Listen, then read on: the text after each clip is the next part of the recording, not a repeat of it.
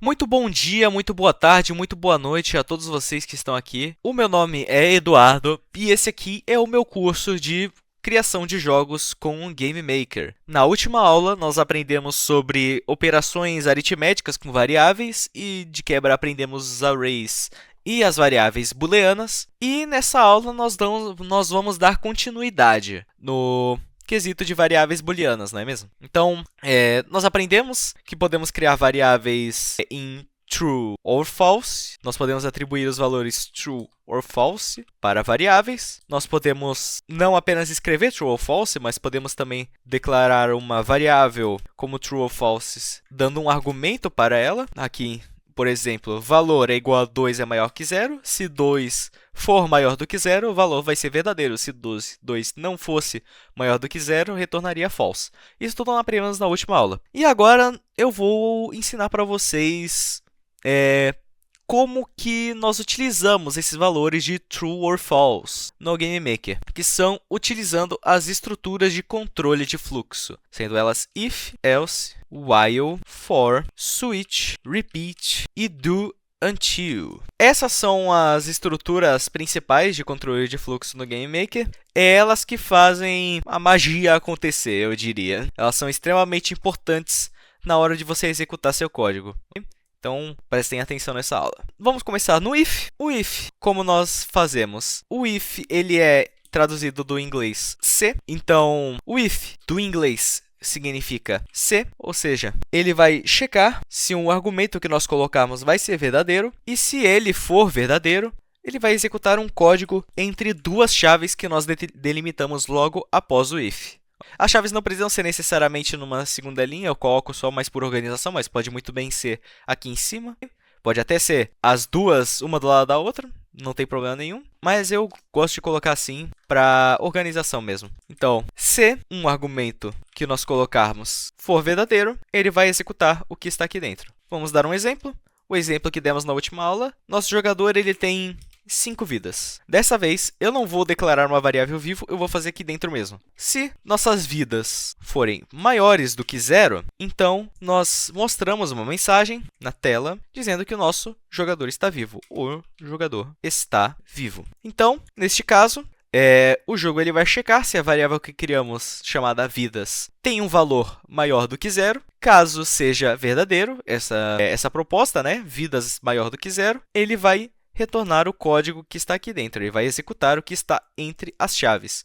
Então, dessa forma, vidas está maior do que zero. Então, vidas maior do que zero deve retornar verdadeiro. Retornando verdadeiro, irá executar o show message. Então, se executarmos o código, aqui temos o jogador está vivo. Da mesma forma que se eu colocar nossas vidas como -1, ele não vai executar o código, porque vidas maiores do que zero é igual a false. Então, ele vai pular esse código e vai passar para a próxima linha. E, juntamente ao if, nós temos o else. O else, que do inglês significa se não, e ele serve para ser, vamos dizer, um plano B do if. Então, se vidas for maior do que zero, ele executa isso aqui. Se vidas não for maior do que zero, então ele vai executar o que tem aqui dentro. Então, se nossas vidas não forem maiores que zero, posso dizer que o nosso jogador não está vivo. O jogador não está vivo. Vidas maior do que zero foi false, então ele vai pular o que está aqui dentro, ele vai executar o que está dentro do else. Juntamente ao if e else, nós podemos fazer um encadeamento desses dois juntos, utilizando o else if. O else if, ele, de uma certa forma, ele é a mesma coisa que você colocar um if dentro de um else. Ou seja, se vidas não for maior do que zero, ele vai fazer uma checagem de outro argumento e, dessa forma, vai fazendo um encadeamento. Dessa forma, vamos dizer que o nosso jogador ele tem uma poção de renascimento. Então, vamos dizer que poção... não pode acentos, tá? Na hora de declarar variáveis, aqui, ó. Se eu tentar colocar, o Game Maker ele não vai identificar. Você não pode utilizar de letras com acento. Então, no caso, vai ser poçal, pocal. Então, vamos dizer que a poção, ele não tem a poção. Então, se nossas vidas nós não tivermos mais vidas e nós não tivermos a nossa poção, ou seja, a poção for false, o jogo vai identificar que o jogador não está vivo. Então, vamos ver aqui, o jogador não está vivo. Vidas não é maior do que 0 e, como vidas não é maior do que 0, ele checará. Se poção for igual a verdadeiro, ele vai pular esse código. Porém, e se tivermos a poção? Nós podemos colocar um else. Se nós não temos mais vidas, porém temos uma poção, nós podemos dizer que o jogador reviveu. Então, trocamos aqui o valor de poção para true. Nós agora temos a poção. Então, se não for nem esse, então ele vai executar o que está aqui. Se esse aqui for verdadeiro, ele vai só executar esse aqui, vai pular todo o resto. Se só esse else if for verdadeiro, ele só vai executar esse e vai pular os outros dois. E assim por diante. Então, agora, nossas vidas não são maiores do que 0 e nós temos uma poção de renascimento. Dessa forma, o nosso jogador reviveu. E é assim que nós fazemos encadeamento de if e else. E se eu quiser, eu posso colocar else if, checar uma segunda coisa, posso fazer um else if aqui também, e posso fazer isso infinitamente o quanto eu preferir. Depois disso, nós temos o while. While, que significa, traduzido do inglês, enquanto. E ele é como se fosse um if constante, eu diria. O while, ele vai fazer praticamente a mesma coisa que o if, só que ele vai fazer a todo frame, até ele ser quebrado. Vamos dizer que nós queremos fazer um contador no nosso jogo. Vamos fazer uma variável de contador e ele vai começar do 0. Enquanto o nosso contador ele não for maior do que 10, ou seja, enquanto o nosso contador for menor do que 10, eu vou adicionar ao nosso contador. Contador mais. Lembrando, mais ele é abreviação para mais igual a 1. Lembra as operações aritméticas que nós aprendemos na última aula? Então, mais é mais igual a 1. Da mesma forma que menos é menos igual a 1, entendeu? Então, só para deixar mais fácil de digitar, então nós vamos adicionar 1 ao nosso contador. E também eu quero que o jogo ele mostre para nós o valor do nosso contador. Então, nós vamos colocar dessa vez um show debug message. Qual que é a diferença do show debug message para o show message? O show message, como nós vimos, né, nas outras aulas e nessa aula também, ele mostra uma mensagem, uma janela separada aqui na tela. O show debug message, ele vai mostrar a mensagem aqui embaixo, nesse consolezinho aqui. Ele vai printar, é como nós dizemos. Ele vai escrever a mensagem aqui no console. Então, eu vou colocar um show debug message contador. Então, enquanto o nosso contador for menor do que 10, eu vou adicionar 1 e eu vou mostrar o valor do contador. Então, ele vai começar do 0, vai adicionando 1, adiciona, fica 2, adiciona, fica 3, adiciona, fica 4, até nosso contador não for menor do que 10. Quando o nosso contador não for menor do que 10, ele vai quebrar esse while e vai passar para a próxima linha. Então, executando o código, temos aqui no console de 1 a 10. E também, dentro do contexto do while, nós temos a função break. O break ele serve para casos onde a quebra do while não se encontra dentro dele. Como assim? É dessa forma que nós fizemos. Aqui, nós já temos um limite para o nosso while. Nós sabemos quando que ele vai quebrar. Porém, e se eu quiser com que o nosso contador vá para baixo, ao invés de para cima? Então, ele nunca vai ser maior ou igual a 10 e o while ele vai continuar para sempre. Então, se eu der play aqui temos, ele vai ficar printando infinitamente o valor do nosso contador. E é por isso que é muito importante vocês delimitarem uma quebra do while, utilizando o break. Então, eu posso dizer assim, eu vou continuar diminuindo o contador, só que se o nosso contador for igual a menos 5, ele vai quebrar o nosso while break. Agora, nós temos uma quebra do while. Então, aqui, menos 1, menos 2, menos 3, menos 4 e menos 5. Nós delimitamos um limite para o while. E é muito importante vocês terem um limite no while de vocês.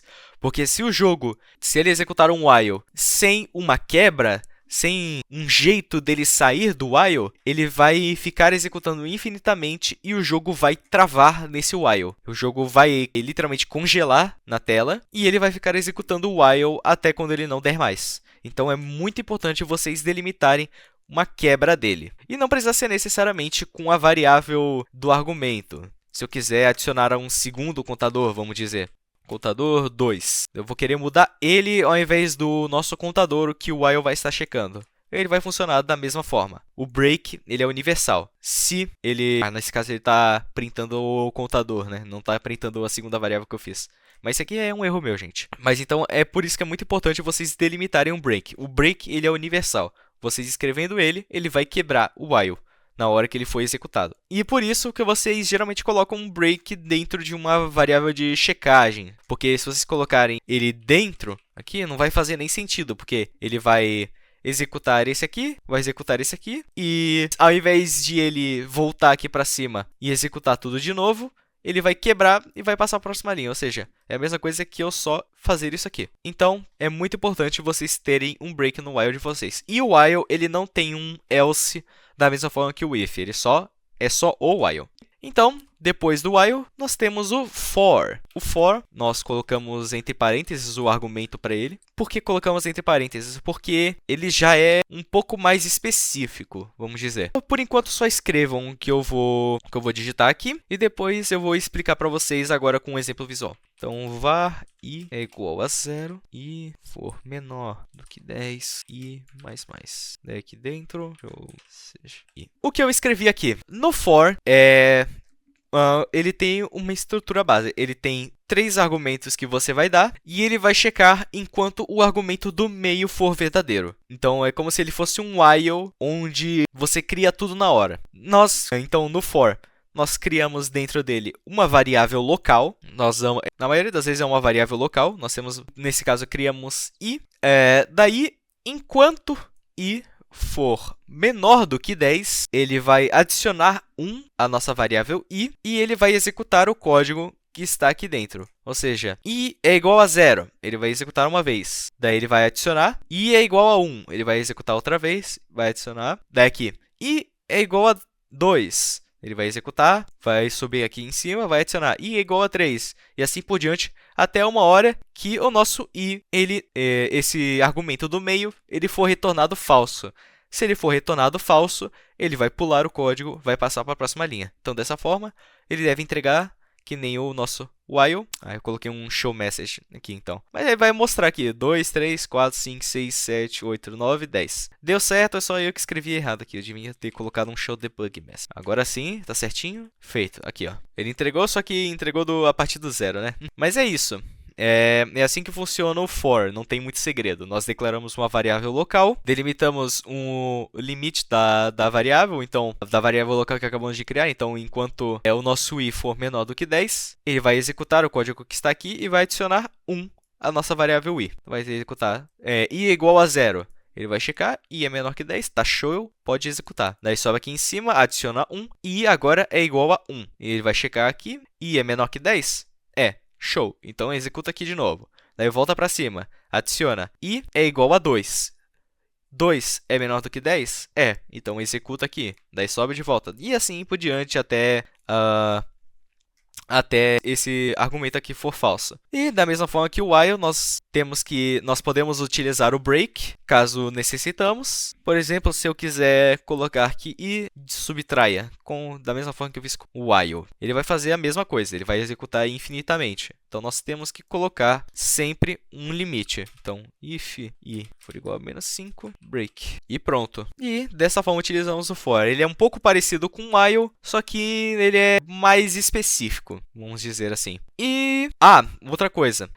No step, eu não recomendo utilizarem o while. Eu recomendo, se forem utilizar alguma estrutura de loop, utilizem o for. Até porque, dentro do evento step, né, o if ele já se torna o próprio while, porque o if vai ser executado a cada frame. Então, não faz muito sentido você utilizar o while dentro do step, já que a função de if ela vai ser checada a cada frame, então ela vai já servir como o próprio while. Passando do for, temos o switch. O switch, ele é mais para otimização de código mesmo. Vamos dizer que nós temos uma variável que pode ter muitos valores. Vamos dizer o item que o nosso jogador está segurando. Item, no momento, ele não está segurando nada. Mas eu quero que ele faça alguma coisa...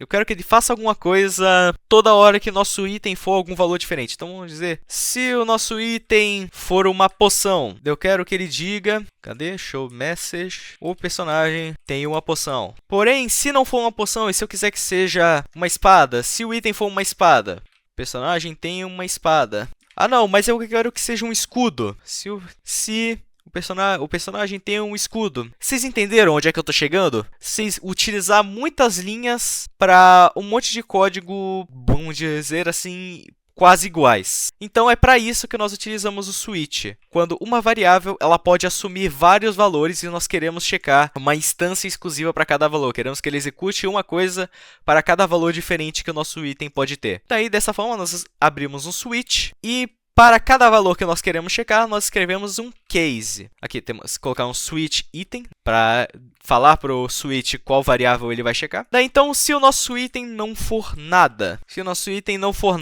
daí damos 2 pontos, escrevemos o que nós queremos, show message, o personagem não tem nada. E damos um break. No switch também nós utilizamos o break, mas o break é mais para ele não executar os outros cases, para executar só esse, para checar se só a variável for nada. Então, nós podemos fazer isso com qualquer valor que quisermos. Nós podemos colocar vários aqui.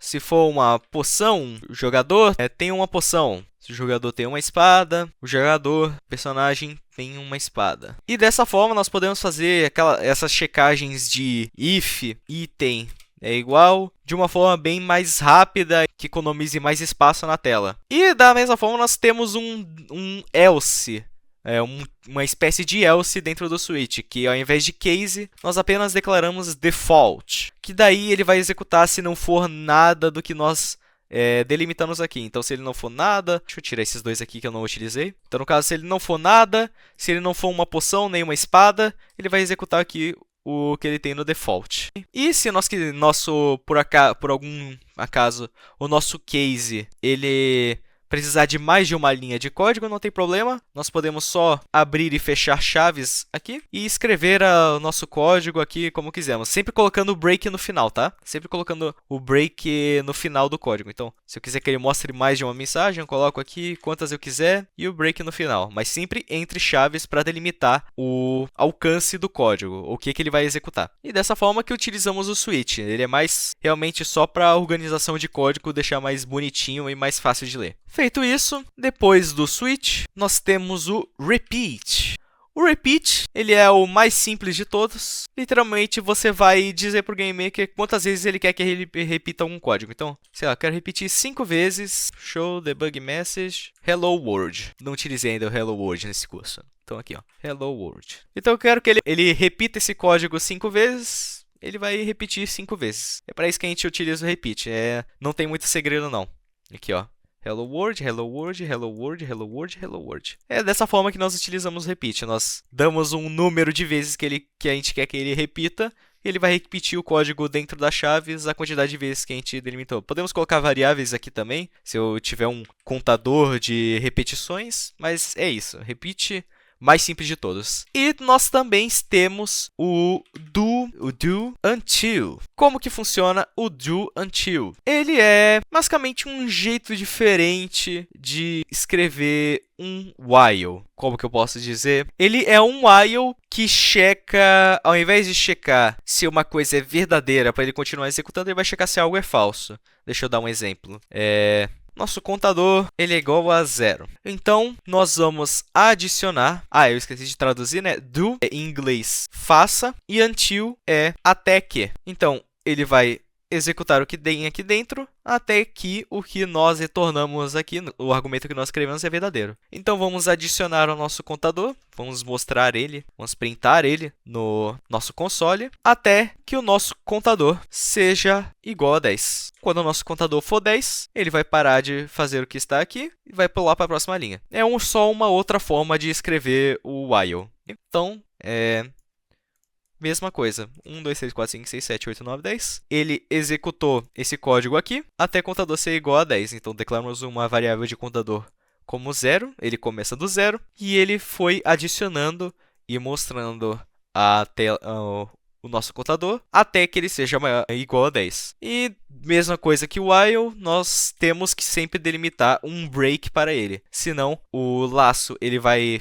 ser infinito e nunca mais vai parar e vai travar o jogo. E é isso. O vídeo vai ficando por aqui. Eu sei que parece meio chato, assim, eu explicando só no código e não mostrando as partes legais. Só que é agora que nós vamos realmente começar a colocar a mão na massa. Então, fiquem espertos. Na próxima aula, eu vou ensinar sobre inputs e movimento. Então, fiquem prontos para colocar a mão na massa, ver realmente o jogo acontecendo na frente de vocês. E nos vemos no próximo vídeo. Como sempre, documentação do Game Maker na descrição. E até mais!